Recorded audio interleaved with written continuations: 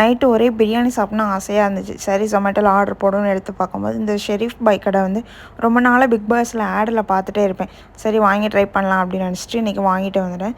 இது வந்துட்டு 2 பேர் சாப்பிட்ற மாதிரி மட்டன் பிரியாணி ஆர்டர் போட்டேன். 850 ரேட்டு ரொம்ப அதிகமாக தான் இருந்துச்சு. சிக்கன் 65லாம் இத்தனோண்டு தான் இருக்கும். ஒரு 6 பீஸ் இருக்கும். ஆனால் இது 200 இதுக்கு நான் கடையில் போய் கோழிக்கறி எடுத்து சாப்பிட்ருந்தா கூட திருப்தியாக சாப்பிட்ருக்கலாங்க. அப்புறம் இந்த மட்டனில் வந்துட்டு மட்டன் பீசஸ்லாம் ஒரு 7-8 பீஸ் போல் இருந்துச்சு. நல்லா சாஃப்டாக இருந்துச்சு. டேஸ்ட்டுலாம் மட்டன் பிரியாணி சூப்பராகவே இருந்துச்சு. ஆனால் குவான்டிட்டி ரொம்ப ரொம்ப கம்மியாக இருந்துச்சு.